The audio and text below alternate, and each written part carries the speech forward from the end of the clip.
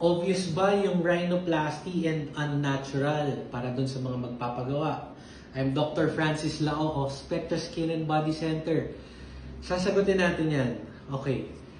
Here at Spectra, I'm a believer of natural results, no?